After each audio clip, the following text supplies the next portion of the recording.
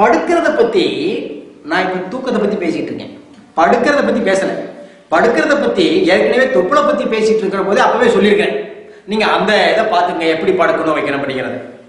இப்ப தூங்குறது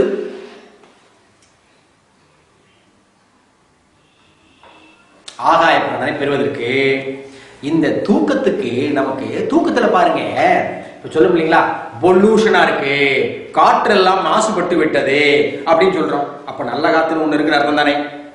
ஆமா.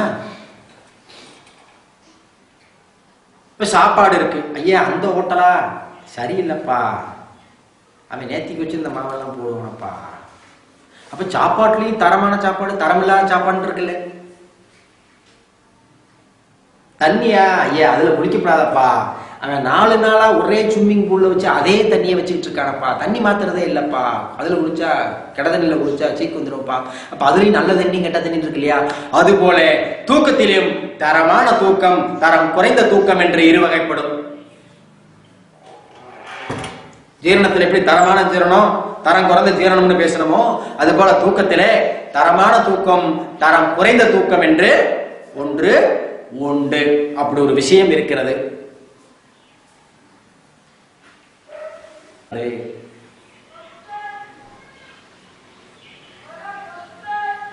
நாடி பார்ப்போம். உங்களுக்கு தூக்கம் சரியா இருக்கிற மாதிரி தெரியலீங்களே. இல்லைங்க, அதெல்லாம் படுத்தா தூங்கிடுவோங்க. சரி, காலையில் எழுந்திரிச்சா ஃப்ரெஷ்ஷா இருக்கா? இல்லைங்க, டீ காஃபி ஏதாவது சாப்பிட்டா தான் ஃப்ரெஷ்ஷா இருக்கும். இதுக்கு பேர் தூக்கமாகும்.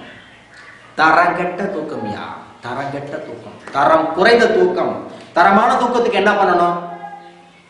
தூக்கத்தினுடைய தரத்தை குறைக்கக்கூடிய, நம்ம எப்படி ஜீரணத்தினுடைய தரத்தை குறைக்கக்கூடிய தண்ணி குடிக்கிற பழக்கம், சாப்பிடும்போது டிவியை பார்த்துட்டு சாப்பிட்ற பழக்கம்னு பேசணும் இல்லையா? அது போல தூக்கத்துல எனக்கு தூக்கம் சரியா வரல அப்படின்னா, தரமான தூக்கம் வரணும் அப்படின்னா டீ, காஃபி, சிகரெட் இது மூணையும் நிறுத்தணும். இது மூணையும் நிறுத்தணும்.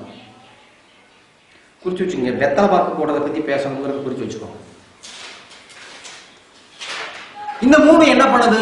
தூக்கத்தினுடைய தரத்தை குறைக்குது. எப்படி? நைட் ஷிஃப்ட் மில்லு வேலைக்கு போறாங்க, என்ன பண்ணுவாங்க? நைட்ல முழிச்சு வேலை பார்க்கணும், தூக்கம் வந்து கொட்டாய் வரும், வேலை செய்ய முடியுமா? செய்ய முடியாது. தூக்கத்தை கொலை பண்றதுக்கு என்ன பண்ணுவாங்க இவங்க? ஒரு டீயோ ஒரு காஃபியோ அல்லது ஒரு சிகரெட்டோ பத்த வைப்பாங்களா? பத்த வைக்க மாட்டாங்களா? பீடியோ சிகரெட்டோ பத்த வைப்பாங்களா? பத்த வைக்க மாட்டாங்களா? பத்த வச்சு என்ன பண்றாங்க? ஃப்ரெஷ் ஆயிடுறாங்களா? ஃப்ரெஷ். தூக்கத்தை கொலை பண்ணியாச்சு. தூக்கம்னா என்ன? உடம்பில எப்பெல்லாம் ஆகாய பிராணம் குறைவுபடுதோ,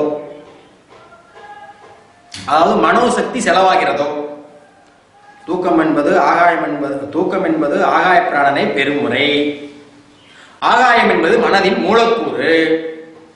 இப்போ மனம் எப்பெல்லாம் சோர்வடையுதோ அப்போ அது தூக்கத்தை நாடும். உடம்பை சாய்க்கிறதுக்கு மூளையில செரட்டோனின்கிற ஹார்மோன் சுரக்கும். இந்த ஹார்மோனை கொலை பண்ற வேலையத்தான் இந்த காபி டீ சிகரெட் பண்ணுதுங்க.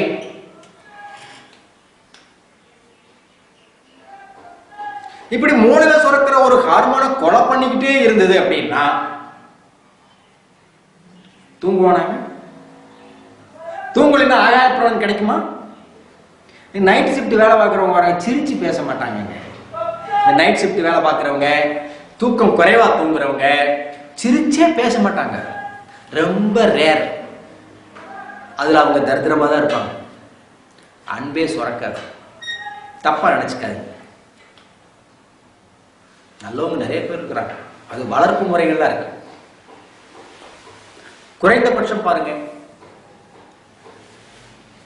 தூக்கம் கெட்டிருந்தா சிடுசிடுன்னு பேசுற பழக்கம் இருக்கும். தூக்கம் குறைஞ்சவங்களுக்கு. யாருக்கெல்லாம் தூக்கம் குறையுதோ, ராத்திரி தூங்கலே, டிவியை பார்த்துக்கிட்டு இருந்தேன், நல்ல படம் போட்டு இருந்தேன், காலையில் எழுந்திரிச்சு சிடு சிடுன்னு இருப்பாங்க. ஆக தூக்கத்துக்காக இந்த உடம்பை படுக்க வைக்கிறதுக்காக, மயங்க வைக்கிறதுக்காக ஒரு ஹார்மோன் சுரக்குது, செரட்டோனின்னு பேர். நாங்கள் இந்த நியூரோ தெரப்பி படிச்சுருக்கிறோம். இங்கே நியூரோ தெரபிஸ்ட் எல்லாருமே என்ன சொல்லுவாங்க? டீ சாப்பிட்றியான்னு சொல்ல மாட்டாங்க, காஃபி சாப்பிட்றியான்னு சொல்ல மாட்டாங்க. எப்பா செரோட்டோனின் கில்லர் வந்துருச்சுப்பா, சும்மா அப்படி சொல்கிற பழக்கம் உண்டு. செரோட்டோனினை கொலை பண்ணிடுச்சு அப்படின்னா இந்த உடம்பு மயக்கம் அடையாது, தூக்கத்திற்கு போகாது, விழிப்புணர்வு போல் தோன்றும். ஆனால் உடம்பில் ஆகாய பிராணம் குறைவுபடும், மனோசக்தி வலு குறையும், மனம் சத்து இல்லாமல் இருக்கும். மனசுல சலிப்பு ஏற்படும், மனம் நிறைவடையாது, குறைவாகவே இருக்கும். சாப்பிட்டோம்னா வயிறு நிறைஞ்சா போதும்னு தோணுது இல்லை? அதுபோல இந்த மனம் நிவர்த்தி அடையாததுனால அது சலிப்பு நிலையில தான் பேச்சு பேசும். அதான் சொன்ன, கோவம் கோவமா பேசுவாங்க, ரொம்ப சலிச்சுக்கிடுவாங்க, தூக்கம் குறைஞ்சவங்க எல்லாம். டாக்டர் என்ன பண்றாங்க? தூக்கம் சம்பந்தப்பட்ட வியாதிகளுக்கு தூக்கத்தை மயங்க வைக்கிறாங்க. இந்த மயங்க வைக்கிற இருக்கு இல்லையா, தூக்கத்தின் மூலியமாக பெற வேண்டிய ஒன்றை மயக்கத்தின் மூலியமாக பெற முடியாது. அப்படி பெற்றால் அதில் மனம் செயல்படாது. உதாரணமாக ஃபிட்ஸ் வருகிறது, தூக்க மாத்திரை தான் கொடுக்குறாங்க. தூக்க மாத்திரை சாப்பிட்ற ஆளுடைய மனசு எப்படி இருக்கும்? சும்மா ஏதோ ஒன்று செஞ்சுக்கிட்டு இருப்பாங்களே ஒழிய தெளிவா இருக்காது, சுயமா அதிகமா சிந்திக்க முடியாது அவங்களால.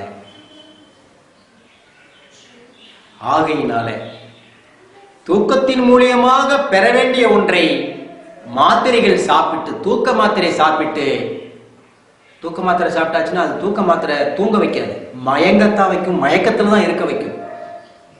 டோஸ் கொஞ்சம் அதிகமாயிடுச்சு அப்படின்னா மப்புளே தான் இருப்பாங்க. ஆகையினால தூக்கத்தின் மூலியமாக பெற வேண்டியதை தூக்கத்தின் மூலியமாகத்தான் பெற வேண்டும். தூக்கம் வரலையே என்ன பண்றது?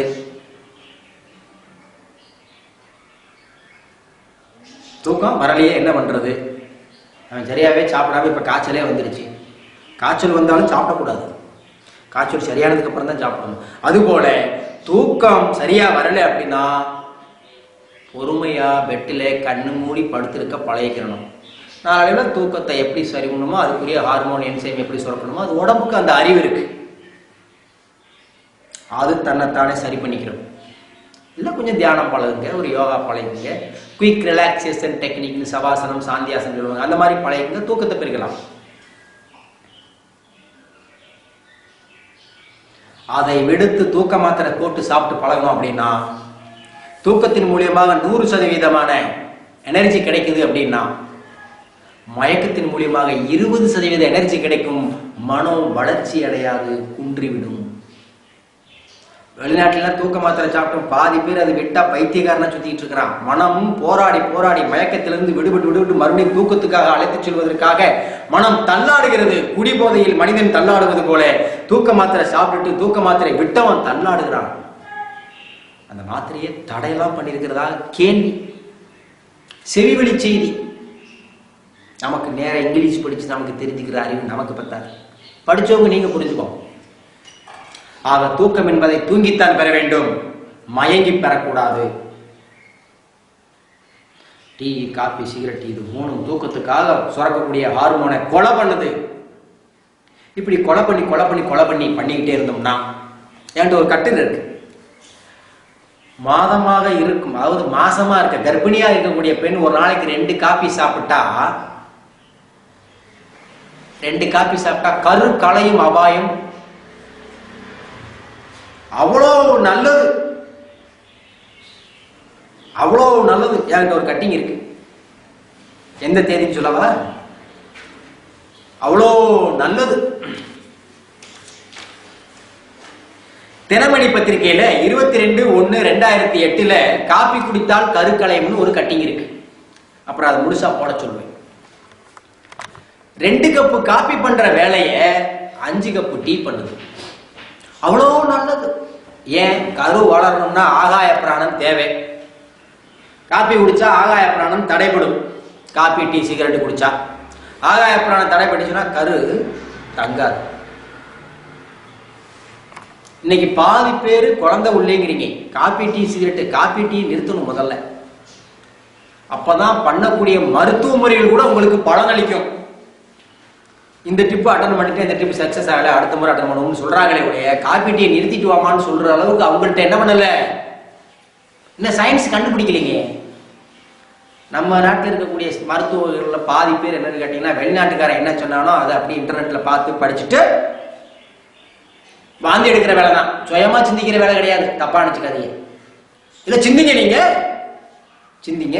யாரு வேண்டாம்னா காப்பி டீ நிறுத்த சொல்லுங்க. ஒவ்வொருத்தருக்கும் நீங்க குழந்தை இல்லாதவங்களுக்கு அப்புறம் உங்க இதை பண்ணுங்க, மருத்துவத்தை செய்யுங்க. சக்சஸ் ஆகுதா இல்லையான்னு பாருங்க. அதுல ஒருத்தர் சொல்றாரு, சார் டீ குடிச்சா ஹார்ட்டுக்கு நல்லதுன்னு சொல்றாங்களே, பிளாக் எல்லாம் இருந்தா காணாம போயிருமே. ஆமா, டீ குடிச்சா ஹார்ட்ல பிளாக் இருந்தா காணாம போயிடும். உனக்கு என்ன பிரச்சனை? உனக்கு ஹார்ட்ல பிளாக் இருக்கா? இருக்கிறவன் குடிச்சிட்டு போறான், உனக்கு என்ன? நீ எதுக்கு குடிக்கிற? உன் தூக்கத்தை நீ ஏன் கெடுக்கிற? அந்த பிராணனை, ஆகாய பிராணன் நீ ஏன் தடை பண்ற? ஆகாய பிராணனுடைய தரம் குறைஞ்சா, உள்ள டிராபிக் ஜாம் ஆச்சுன்னா, வண்டி ஓடுது ரோட்ல, ரோடுங்கிற ஒரு இடைவெளியை விட்டு இது ஓடு பாதை ஓடுறதுக்கு தான் அப்படின்னு வச்சிருக்கிறதுனால வண்டி ஓடிக்கிட்டே இருக்கு. அங்கேயும் வீடு கட்டிக்கலாம் சொல்லி வீடு கட்டிட்டா அப்புறம் ஓட்டமே இருக்காது. அதுபோல உடம்புக்குள்ள ஆகாய பிராணன் என்ற ஓடுபாதை ஒன்று இல்லாவிட்டால் ரத்தம் ஓடுறது தடைப்படும்,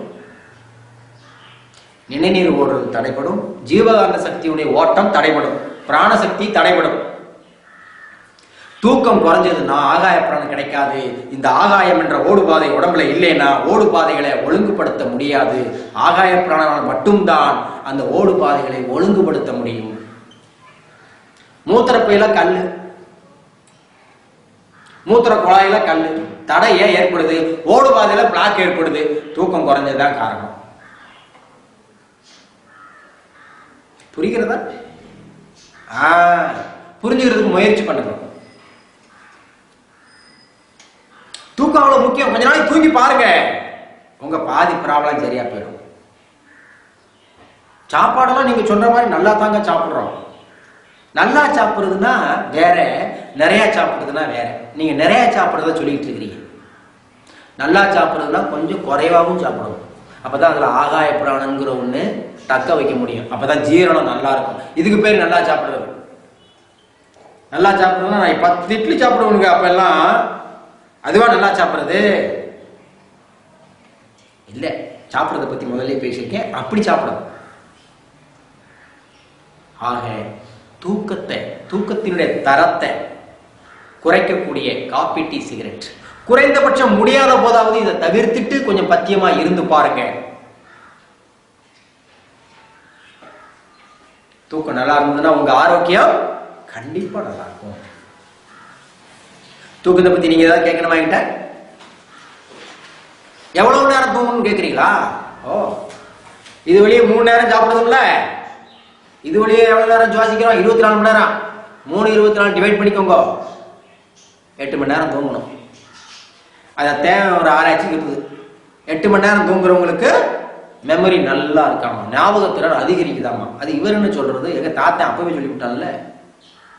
ஆமா, பொழுதம்டா தினி கஞ்சியை குடிச்சுட்டு காலத்துல படுத்துருவான். 3-4 மணிக்கெல்லாம் எந்திரிச்சு குளிச்சு விட்டு சந்தியா வந்தனா அது இது எங்க தாத்தா ஐயா செய்ய ஆரம்பிச்சிட்டாங்கல்ல. தியானம் தவம்னு போயிட்டாங்கல்ல. நீங்க ராத்திரி 11 மணி வரைக்கும் டிவியை பார்த்துட்டு தூங்குறீங்களே, அப்புறம் ஆகாய பிராணம் குறையும்ல, டிராபிக் ஜாம் ஆகும்ல, தடை ஏற்படும்ல, கிட்னில கல்லு வரும்ல, ஹார்ட்ல பிளாக் வரும்ல. சரி பண்ணிக்கும். ஆன்மீக அமைப்புகள்ல பெரியவங்க அந்த ஆன்மீக அன்பர்களுக்கு, டிவோட்டிஸ்களுக்கு சொல்றாங்க, நான்வெஜ் சாப்பிடாதீங்க, பீடி சிகரெட் குடிக்காதீங்க, டீ காப்பியும் சாப்பிடாதீங்க அப்படின்னு சொல்றாங்க. ஆனா அவங்க விளக்கம் சொல்றது இல்லை. என்ன பண்றது? அந்த டிவோட்டியில ஒருத்தர் டீ வியாபாரம் பண்ணிக்காரு, டீ எஸ்டேட் வச்சிருக்கிறாரு, அவர் குழப்பல மண்ணில் பட்ட மாதிரி இருக்கும். அதனால ஆன்மீக அன்பர்கள் தியானம் பண்றவங்க மட்டும் பண்ண வேண்டாம்னு அவங்க சொல்றாங்க. என்ன? ஆமா, நமக்கு அப்படிலாம் யாரும் இல்லை. அதனால நான் தாராளமா தைரியமா சொல்லுவேன், அது செரோட்டோனின் கில்லர் தான் காபி, டீ, சிகரெட். நல்லா இருக்கும்போது என்னமோ தள்ளி தொலைச்சிட்டு போங்க. முடியாத போதாவது அதை தள்ளி வைங்க, கொஞ்ச நாளைக்கு சரியாகிற வரைக்கும் ஆகும். அப்புறம் ஹார்ட் பிளாக்கை சரி பண்ணணும் டீ சாப்பிட்டா ஒரு ஆராய்ச்சி கிட்ட சொல்லுது, அது ஹார்ட் பிளாக் இருக்கிறவன் சாப்பிட்டுக்கிட்டோம், உனக்கு பிரச்சனை இல்லை. நீ உன் தூக்கம் எப்போ தொந்தரவு பண்ணுதோ அப்போ முதல்ல காப்பி டீ சிகரெட்டை நிறுத்திப்பாரு. உன் தூக்கம் சரியாகிற வரைக்கும். சரியாக ஆரம்பிச்சிச்சுன்னா அப்புறம் வேணா 1-2 விட விஷத்தை சாப்பிடுங்க முடிவு பண்ணிட்டீங்க, 1-2 சாப்பிடுங்க, நான் வேண்டான்னு சொல்லலை. ஏன்னா உங்களுடைய சுய மறதி தான் மருத்துவர்களின் வருமானம். ஆக தூக்கம் என்பது அது ஒரு ஆகாரம்.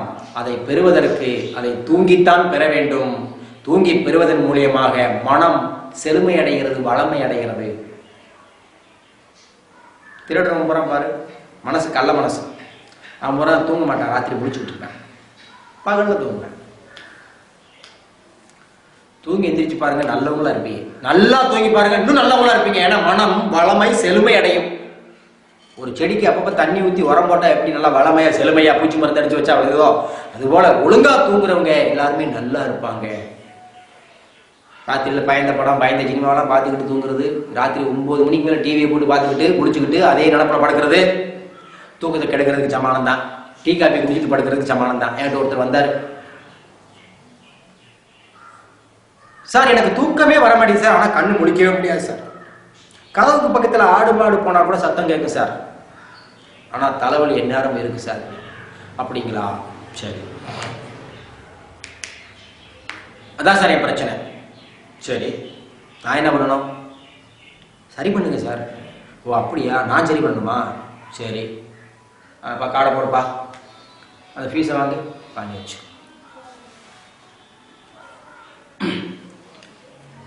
ஃபீஸ் வாங்கியாச்சு. இப்போ சொல்லுங்க, உங்கள் பழக்கம் என்ன? என்னென்ன சாப்பிடுவீங்க? டிஃபன் சாப்பிடுங்க சார். டிஃபன் சாப்பிட்டா டீ குடிக்கணும்ல சார்? ஆமாம்ப்பா, டிஃபன் சாப்பிட்டா டீ சாப்பிடணும். அப்புறம் மத்தியானம் சாப்பிடுவோம் சார், 11 மணிக்கு ஒரு டீ குடிப்பேன் சார். மத்தியானம் சாப்பிடுவோம் சார், ஒரு 3-3:30 மணிக்கு ஒரு டீ குடிப்பேன் சார். 5-6 மணிக்கு ஒரு டீ குடிப்பேன் சார். நைட்டு டிஃபன் சாப்பிடுவேன் சார், ஒரு டீயோ காப்பியோ குடிச்சிட்டு படுத்துடுவேன் சார். ஓ, நைட்டு டிஃபன் சாப்பிட்டா டீ சாப்பிடுவீங்களா? இல்லை சார், காப்பி கிடைச்சாலும் காப்பி சாப்பிடுவேன். 2 ஒன்று தாயா. சார் அப்புறம் தான் சார் இந்த கொடுமையாக இருக்குது.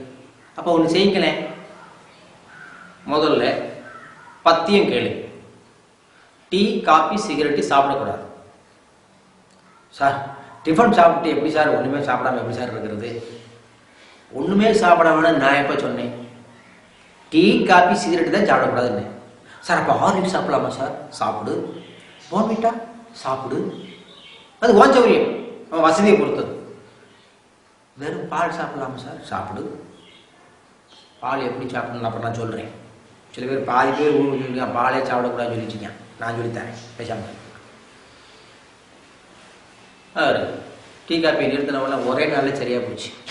அப்புறம் தூங்குனது தெரியலையாம்மா, நல்லா தூங்கிட்டாராம்மா. அப்புறம் தலைவலியே இல்லைன்னார்.